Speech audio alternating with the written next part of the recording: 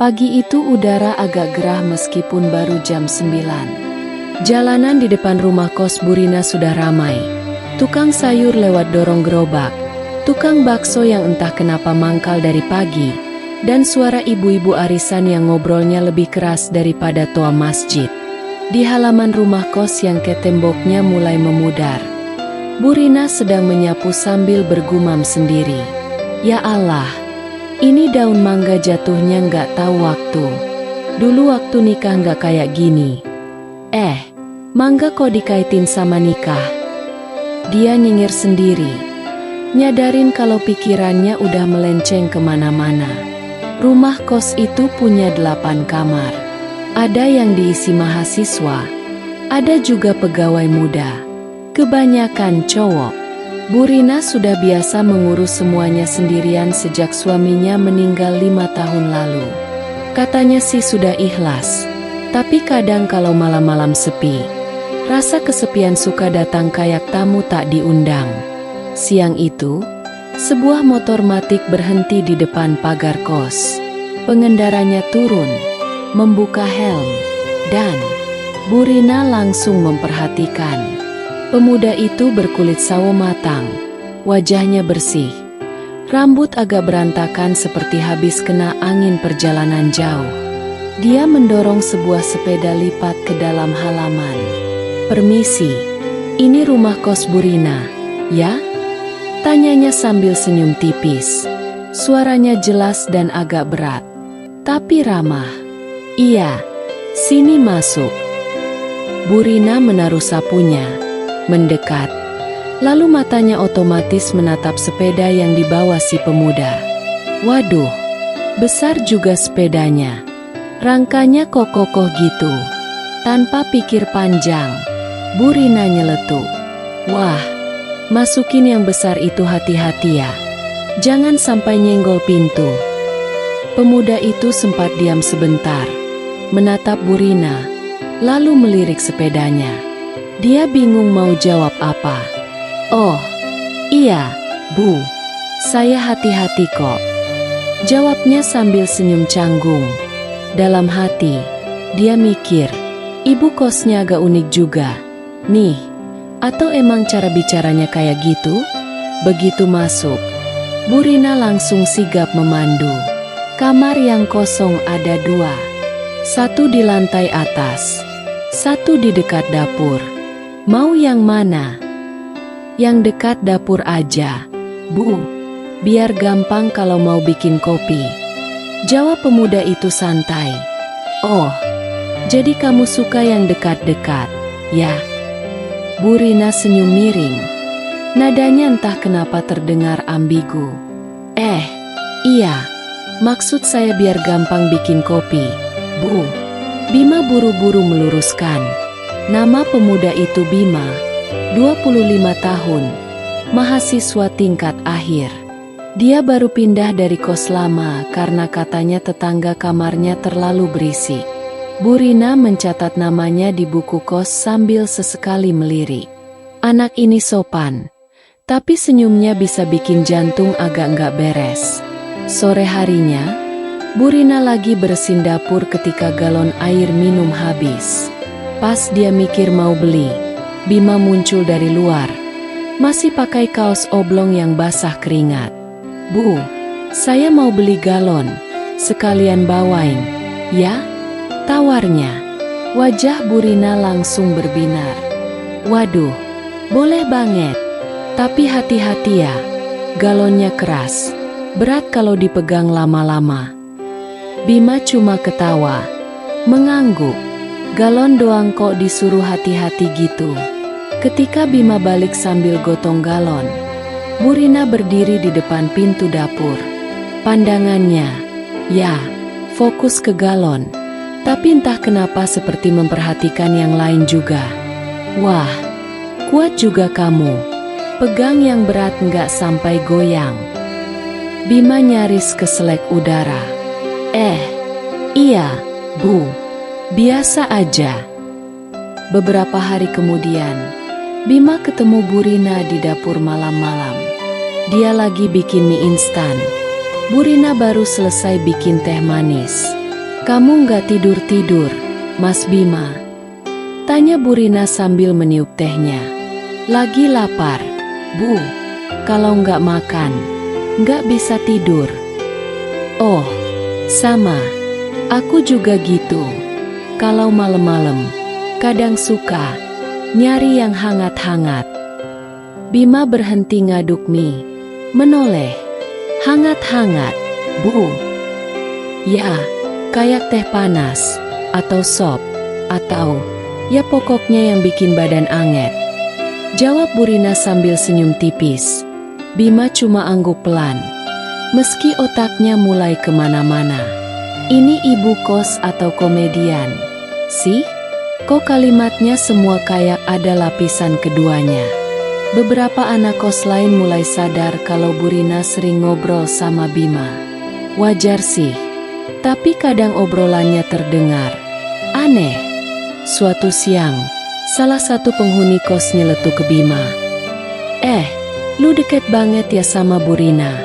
Tiap lihat pasti ngobrol. Bima jawab santai. Biasa aja, bro. Ibu kos kan harus ramah sama anak kosnya. Tapi di dalam hati, dia tahu obrolan mereka nggak sesederhana itu. Ada rasa deg-degan setiap kali Burina nyeletuk sesuatu yang ambigu. Rumah kos Burina memang sederhana. Ket temboknya warna krem agak pudar. Pintunya kayu jati yang sudah mulai berderit kalau dibuka. Dan halaman yang setengahnya diaspal, setengahnya lagi masih tanah. Ada pohon mangga di pojok halaman yang tiap bulan Desember rajin banget jatuhin daun dan buah mentah. Bikin Burina ngomel tiap pagi. Penghuni kosnya macam-macam. Anton, karyawan pabrik yang pulangnya selalu larut malam dan suka bikin mie instan jam 1 pagi. Randy, mahasiswa semester akhir yang kalau ngomong selalu kayak orang ngerap. Cepat banget dan kadang bikin orang gak ngerti. Yoga, anak magang di bengkel yang tiap hari bajunya penuh oli tapi selalu bawa pulang gorengan buat semua orang. Dan kini, Bima, si anak kos baru yang kelihatannya rajin dan sopan. Tapi entah kenapa bikin Burina senyum sendiri tiap ketemu. Seminggu setelah masuk kos, Bima secara sukarela menawarkan diri untuk ikut Burina belanja ke pasar. Bu, saya ikut aja sekalian. Biar sekalian angkat-angkat belanjaannya, kata Bima sambil pasang muka tulus. Burina langsung setuju, meski dalam hati mikir, asik juga nih ada yang mau bantuin. Daripada narik troli sendirian, mending ada yang narik. Maksudnya narik belanjaan. Di pasar, mereka jadi tontonan pedagang. Soalnya jarang-jarang Burina datang ditemani cowok muda. Lagi belanja, Bu? Wah, ini anaknya ya. Goda tukang sayur. Bima nyaris tersedak ludah. Bukan, Pak. Saya anak kosnya. Burina malah nyengir. Iya, anak kos. Tapi anak kos kesayangan. Bima cuma bisa pasang senyum kaku. Ibu kos satu ini kayaknya hobi bikin situasi canggung. Saat mereka mampir ke tukang ayam potong, Burina bilang, Mas, potongin yang bagian dada aja ya. Saya suka yang montok-montok. Bima langsung noleh. Dada, Bu? Burina nyengir. Iya, dada ayam. Kamu pikir apa? Bima garuk-garuk kepala. Pura-pura fokus sama timbangan. Dalam hati, dia mulai curiga Burina memang sengaja ngomong kayak gitu buat lihat reaksinya. Sore itu, Burina duduk di ruang tamu sambil melipat baju. Bima lewat. Mau ke dapur. Mas Bima, tolong ambilin gunting di kamarku dong. Di meja rias. Tapi hati-hati ya. Di situ ada barang-barang pribadi. Jangan dipegang yang aneh-aneh. Katanya sambil senyum misterius. Bima mengangguk dan masuk ke kamar Burina. Di meja riasnya memang ada gunting. Tapi juga ada parfum, lipstik, dan beberapa barang yang, tidak untuk dibahas detail di sini. Begitu keluar, Bima agak salah tingkah. Kenapa mukanya merah gitu? Tanya Burina pura-pura polos. Enggak, Bu, panas aja. Oh, kirain kepanasan gara-gara lihat meja rias, jawabnya sambil menahan tawa. Suatu malam, listrik PLN mati. Semua penghuni kos keluar ke teras buat cari angin. Anak-anak kos lain pada main HP. Tapi sinyal jelek. Bima duduk di bangku panjang. Burina duduk di sebelahnya. Hujan nggak? Ya, Mas? Tanya Burina sambil melirik langit gelap. Kayaknya sih nggak, Bu. Syukurlah. Soalnya kalau hujan, suka bocor, atap, dan kadang hati juga. Ujarnya sambil tersenyum ke arah Bima. Bima cuma ketawa kecil. Tapi deg-degannya nggak kecil sama sekali. Beberapa hari kemudian, Burina mengetuk pintu kamar Bima siang-siang. Mas Bima, lagi sibuk nggak? Suaranya agak manja, tidak seperti biasanya. Bima buka pintu sambil nyeka keringat. Enggak, Bu. Kenapa? Itu. Keran di kamar mandi kamarku bocor. Airnya muncrat-muncrat nggak jelas. Bisa dibenerin, nggak?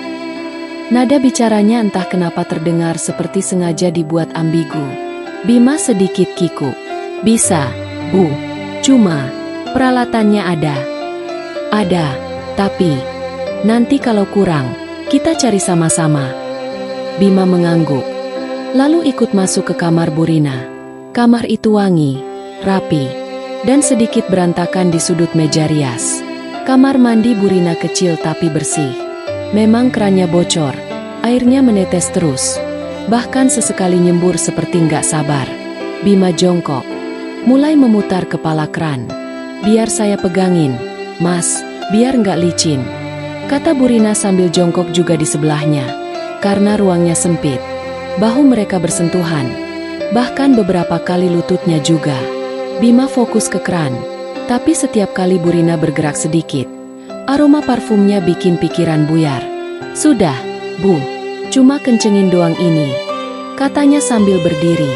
Burina ikut berdiri, tersenyum. Wah, kenceng juga ya tangan kamu. Sekali pegang langsung berhenti muncratnya. Bima terbatuk kecil. Iya, Bu. Suatu sore, Bima sedang mengaduk kopi di dapur. Burina datang sambil membawa piring berisi pisang goreng. Mas, mau pisang?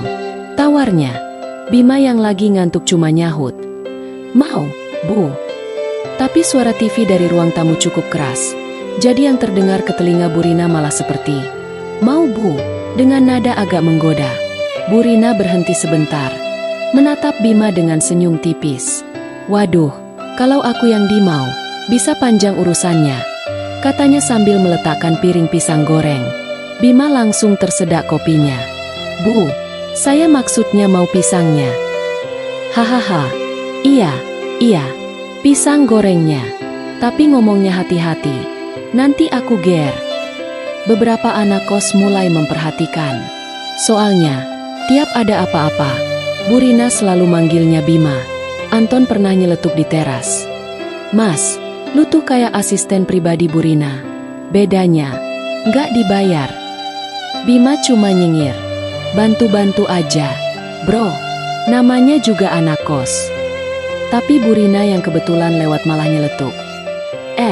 Siapa bilang nggak dibayar? Aku kan bayar pakai senyuman. Anak kos lain langsung. Sementara Bima cuma geleng-geleng sambil nyoba nyembunyiin senyum. Obrolan malam di ruang tamu. Malam itu, Bima sendirian di ruang tamu nonton TV. Burina keluar dari kamarnya. Rambutnya diikat seadanya. Pakai kaos longgar dan celana kain.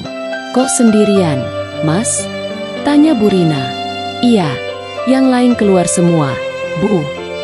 Kalau gitu, aku temenin. Gak enak kalau kamu sendirian. Mereka duduk bersebelahan, menonton film komedi. Beberapa kali Burina ketawa sampai menepuk paha Bima. Bima mencoba tetap santai, tapi tepukan itu bikin perasaannya agak campur aduk.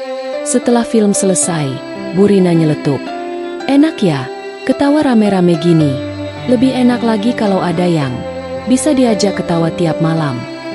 Bima menoleh. Maksudnya, Bu? Gak usah dijelasin. Kamu paham, kan? Jawabnya sambil bangkit, lalu masuk ke kamar. Seiring hari berlalu, interaksi mereka makin sering. Kadang cuma obrolan ringan, kadang nyeleneh. Tapi selalu ada bumbu ambigu yang bikin Bima bingung. Dia mulai sadar, Bu Rina bukan sekadar ibu kos biasa. Dia pintar membuat suasana nyaman dan sedikit menantang. Di teras suatu malam, Bu Rina berkata pelan, "Mas, di sini tuh yang ngontrak bukan cuma kamar. Kadang hati juga bisa ikutan ke kontrak." Bima tertawa, tapi dalam hati, ia mulai bertanya-tanya, apa maksudnya Bu Rina barusan? Siang itu, matahari seperti sengaja memancarkan panas maksimal. Bima baru saja selesai menata isi koper dan beberapa kardus bawaan dari rumah kontrakan lama. Keringatnya bercucuran, kaosnya sudah mulai basah, perutnya mulai protes. Dari pagi cuma makan roti tawar seadanya. Sekarang rasanya seperti ada marching band di dalam lambung. Dia melirik kardus makanan instan di sudut kamar. Masih rapi tersegel. Kompor portabel? Belum beli. Air panas? Apalagi? Akhirnya, dia memutuskan keluar kamar menuju dapur kos. Lorong kos itu sepi. Hanya terdengar kipas angin tua berderit pelan di ruang tengah. Begitu masuk dapur, langkahnya otomatis berhenti. Di depan dispenser, Bu Rina, ibu kosnya, sedang berdiri memegang galon kosong. Badannya sedikit membungkuk. Tangannya memegang pinggiran galon sambil mencoba mengangkatnya. Kaos warna abu-abu yang dipakainya ikut terangkat sedikit, memperlihatkan punggung pinggangnya yang putih bersih. Rambutnya yang diikat sederhana berayun pelan setiap kali ia bergerak. Bima menelan ludah. Waduh, adegan begini biasanya cuma ada di drama Korea jam malam. Bu Rina, Mas Bima, pas banget. Tolongin ibu dong. Galon ini kalau diangkat sendirian suka miring-miring. Nanti tumpah. Repot kalau muncrat kemana-mana. Bima, iya Bu, saya angkatin. Bima mengambil galon penuh yang ada di lantai. Baru setengah jalan, Bu Rina menambahkan. Bu Rina, pegang yang kuat ya, Mas. Jangan sampai licin. Airnya kan berat. Kalau jatuh, berantakan. Ibu pernah ngalamin. Sampai becek kemana-mana. Bima tersenyum kaku sambil memasang galon ke dispenser. Kenapa kalimatnya kedengeran gak biasa? Ya? Setelah galon terpasang, Bu Rina langsung mengambil gelas. Mas, mau kopi nggak? Biar melek. Siang-siang gini kalau ngantuk, bahaya. Nanti kerjaannya molor. Bima mengangguk cepat. Boleh, Bu. Terima kasih. Saat menyiapkan kopi, Bu Rina berdiri cukup dekat. Bau sabun mandi dan wangi kopi bercampur. Suasananya bikin Bima agak kiku. Bima nyaris tersedak udara. Kencing apanya, Bu? Bu Rina menatapnya sambil tersenyum tipis. Ya, semangatnya, Mas. Maksudnya apa lagi? Bima cuma nyengir. Pura-pura fokus pada gelas kopi di tangannya. Dalam hati, dia berkata, ibu kos ini berbahaya. Berbahaya bikin mikir aneh-aneh. Hujan sore itu turun sebentar, lalu berhenti begitu saja, meninggalkan udara lembab dan aroma tanah basah. Bima duduk di tepi ranjang, memainkan HP sambil menatap jam dinding. Baru pukul 8 malam, tapi perutnya sudah berisik lagi. Dari luar terdengar suara tawa beberapa orang, bercampur bunyi plastik kresek dan dentingan sendok. Suara itu berasal dari teras kos. Seperti yang Bu Rina bilang tadi siang, tempat nongkrong anak-anak kos. Bima sempat ragu untuk keluar. Dia anak baru, belum kenal siapa-siapa kecuali Bu Rina. Tapi, rasa lapar menang. Dia keluar kamar, melangkah pelan melewati lorong yang remang. Markas besar para penghuni. Begitu sampai di teras, Bima melihat 4 orang duduk melingkar di lantai. Alasnya cuma tikar plastik. Ada 2 cowok, 2 cewek. Plus Bu Rina yang duduk di kursi rotan. Posisinya sedikit lebih tinggi dari yang lain, mirip komandan perang yang mengawasi pasukannya. Di tengah lingkaran, ada beberapa bungkus nasi goreng, mie ayam, gorengan, dan segelas besar es teh manis. Aroma bawang goreng langsung menyerang hidung Bima, membuat perutnya seolah berdemo. Bu Rina, nah, ini dia anak baru kita. Mas, Sini, gabung. Jangan cuma ngurung diri di kamar. Nanti dikira pendiam. Padahal belum tentu. Semua mata menoleh. Salah satu cowok, berambut gondrong dan pakai kaos band, langsung nyeletuk. Cowok gondrong. Wih, anak baru. Mas Fresh. Namanya siapa, Mas? Bima. Bima. Cewek berkerudung. Bima A. Manis namanya. Cocok sama orangnya. Burina. Cocok sama ibunya juga, kan? Seketika semua tertawa, termasuk Burina sendiri. Bima cuma nyengir, antara bingung dan salah tingkah. Bima pun duduk di tikar. Mereka memperkenalkan diri satu persatu. Ari, cowok gondrong tadi, katanya kerja sebagai freelancer desain. Nina, cewek berkerudung, mahasiswi semester akhir, hobi ngemil. Sinta, cewek berambut pendek, katanya kerja di salon dekat sini. Bayu, cowok berkacamata, tipe pendiam tapi sekali ngomong suka nyelekit. Dan tentu saja Burina, manajer kos-kosan, HRD, sekaligus bagian keuangan, katanya sambil tertawa. Mereka ngobrol ngalor ngidul, mulai dari harga kos yang naik di daerah lain, sampai gosip warung kopi depan gang. Tiba-tiba Ari nyeletuk soal penghuni kos lama, yang katanya dulu pernah bikin heboh. Ari, dulu ada mas-mas tinggal di sini, kerjanya tiap malam ngetik, tapi kadang ada suara aneh dari kamarnya. Nina, suara aneh? Kayak gimana? Ari, ya, kayak suara kursi geser-geser, tapi cepat. Nggak tahu dia ngapain. Sinta, aku pernah denger juga tuh. Burina, udah, nggak usah diomongin. Nanti Mas Bima takut. Bima tersenyum kaku. Takut sih nggak, Bu. Penasaran iya. Burina menatapnya sambil tersenyum licik. Hati-hati, Mas. Penasaran itu kadang lebih berbahaya dari takut. Burina mulai ngetes. Di tengah obrolan, Burina tiba-tiba mengulurkan piring gorengan ke Bima. Burina, ini, Mas, cobain bakwan buatan warung depan. Enak, gurih, isinya padat.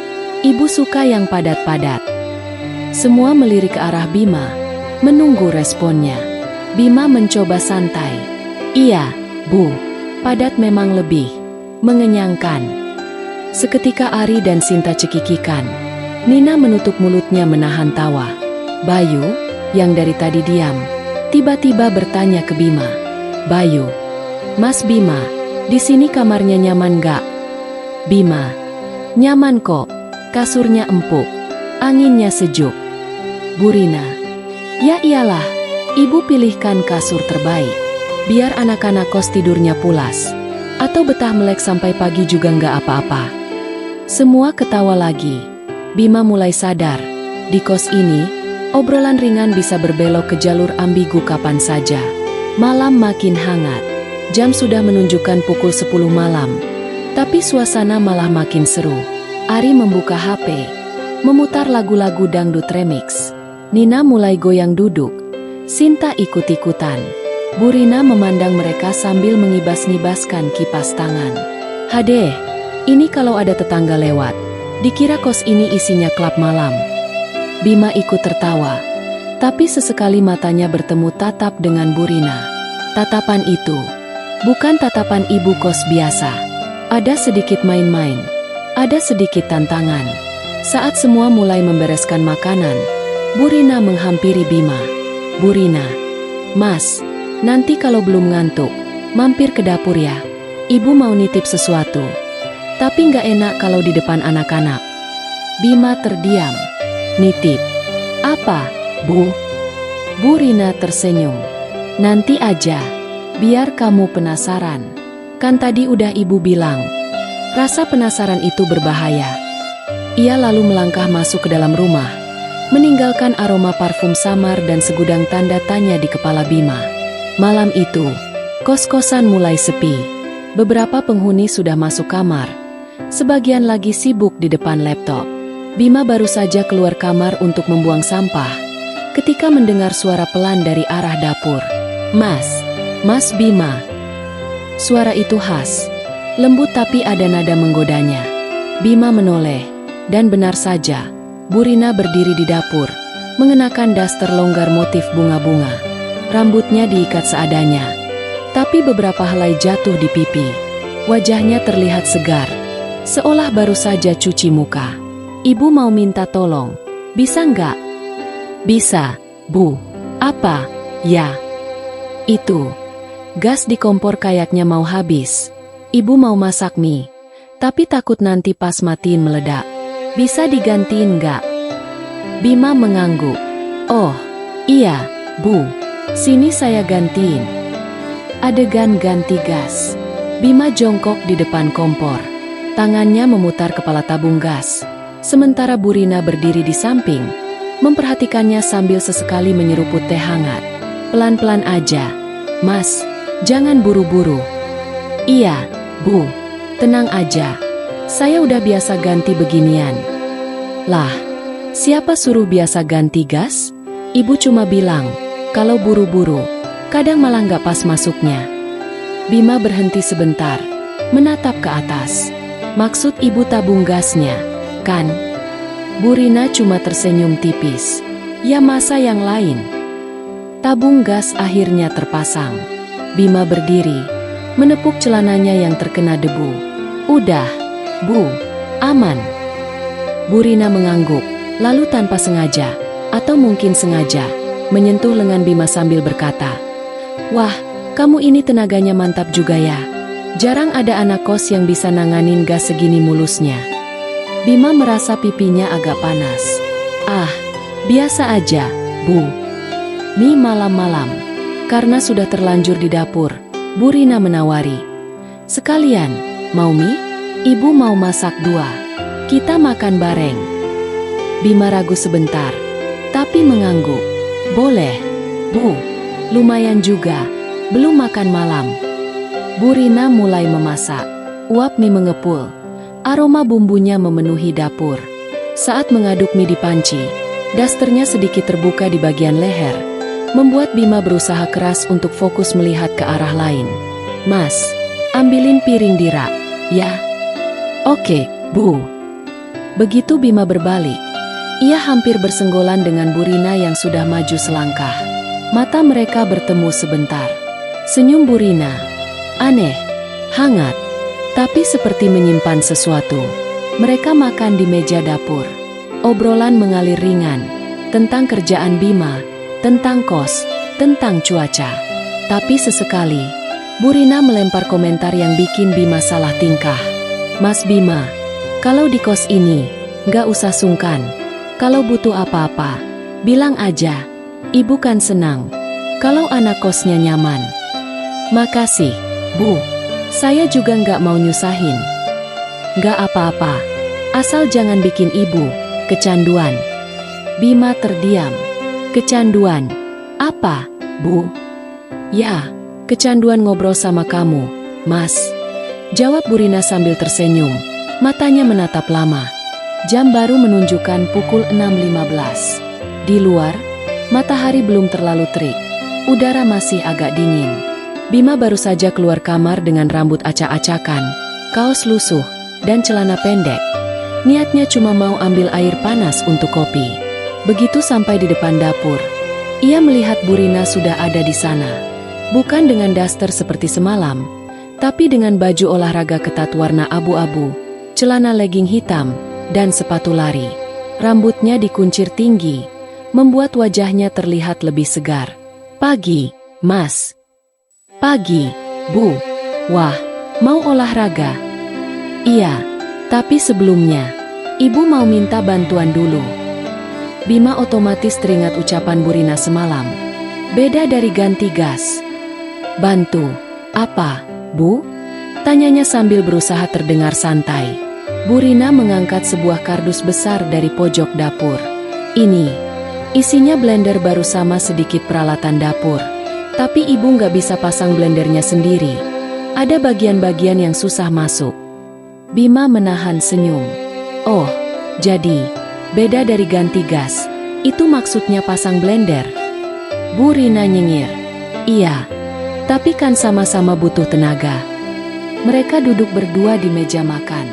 Bima mulai mengeluarkan isi kardus, sementara Burina duduk di seberang.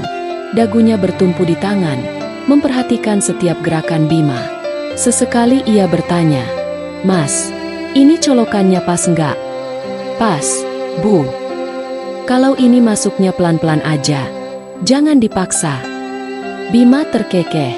Ibu ngomongnya kayak lagi ngajarin hal lain. Burina pura-pura tak paham. "Emang kenapa?" "Ibu kan cuma takut kalau buru-buru malah patah." Sarapan sehat. Setelah blender terpasang, Burina langsung mengambil pisang, susu, dan madu. "Sekalian, Mas, kita bikin smoothie, biar sehat." Saat mereka bekerja sama, jarak mereka sangat dekat. Aroma parfum lembut dari tubuh Burina bercampur dengan wangi buah. "Mas, pegangin ini bentar." "Oke, Bu." Bima memegang gelas blender, sementara Burina menuang susu. Tangannya sempat menyentuh tangan Bima, singkat, tapi cukup membuat jantung Bima berdebar. Mereka duduk di teras kos, menyeruput smoothie yang baru jadi. Jalanan depan masih sepi, hanya sesekali lewat orang bersepeda. "Mas, kamu betah di sini, kan?" "Betah, Bu. Orangnya ramah-ramah, tempatnya nyaman. Termasuk ibunya." Bima tersenyum tipis. "Termasuk, Bu." Mata Burina menatap lama, seolah ingin mengatakan sesuatu. Tapi ia hanya mengalihkan pandangan sambil tersenyum. "Kalau gitu, nanti sore, Ibu ada perlu lagi sama kamu. Tapi rahasia, ya?" Bima mengangguk, tapi dalam hatinya mulai bertanya-tanya. "Apa lagi, nih? Kok rasanya tiap ketemu Burina, selalu ada sesuatu yang bikin deg-degan."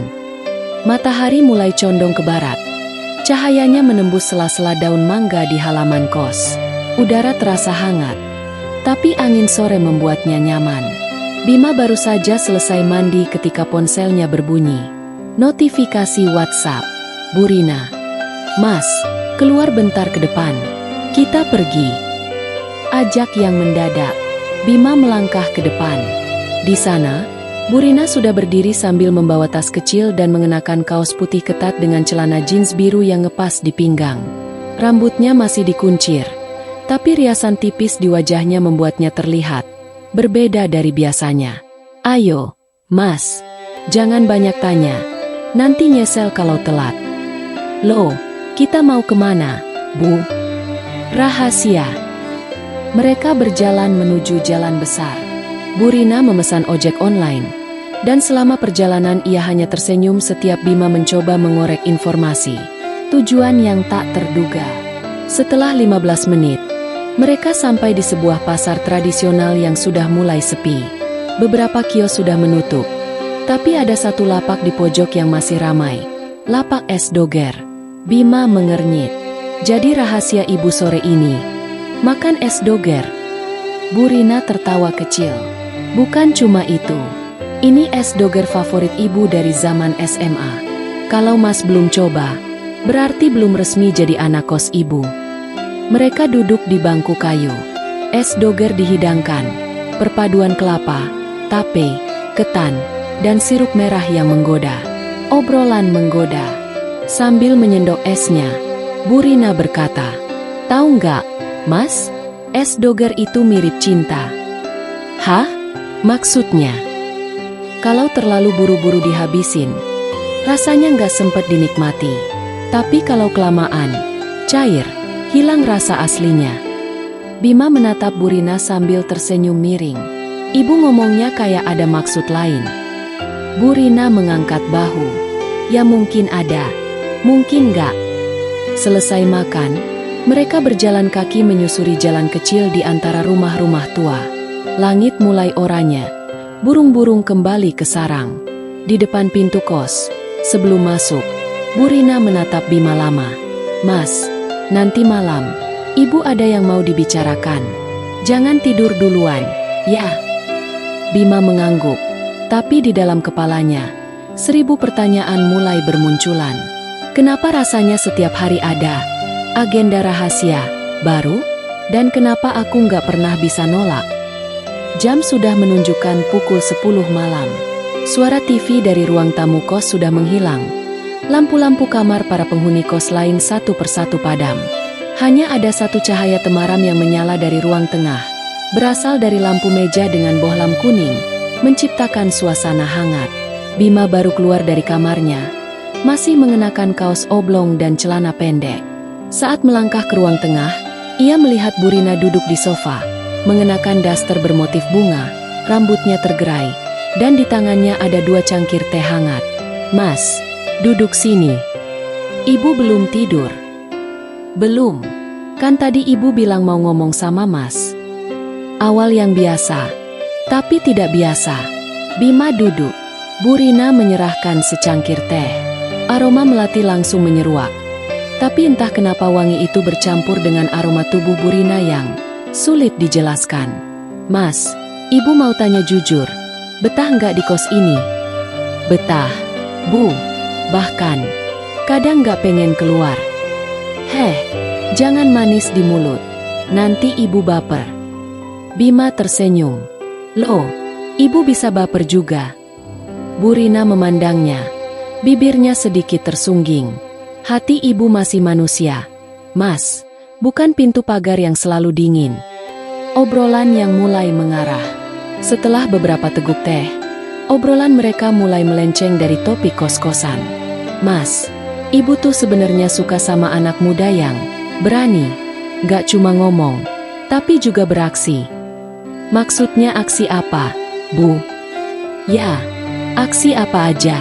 Yang penting bikin jantung deg-degan." Bima terkekeh. "Kalau gitu, besok saya panjat pohon mangga depan kos, Bu." Burina tertawa, tapi tatapannya tak lepas dari mata Bima. "Gak perlu manjat pohon, Mas. Kadang duduk dekat pun sudah bikin deg-degan." Entah siapa yang mulai, tapi jarak mereka di sofa kini hanya sejengkal. Bima bisa merasakan hangat tubuh Burina. Suara kipas angin yang berputar pelan justru membuat hening di antara mereka terasa makin jelas. Tiba-tiba, listrik kedip sebentar, lampu meredup, lalu terang kembali. Burina terkekeh. "Tuh, bahkan PLN pun kayaknya ikut deg-degan." Bima balas tertawa, tapi tangannya tanpa sadar menyentuh punggung sofa, hanya beberapa sentimeter dari bahu Burina. Burina meletakkan cangkirnya di meja, lalu berkata pelan, "Mas, kalau suatu hari ibu minta tolong, tolongnya beda dari biasanya. Mas mau?" Bima menelan ludah. "Tergantung.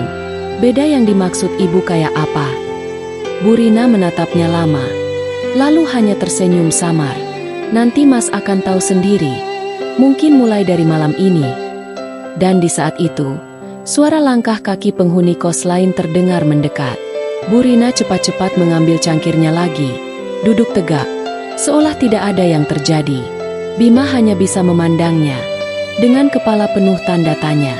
Siang itu, suasana di kos terasa normal untuk semua orang, kecuali bagi Bima dan Burina.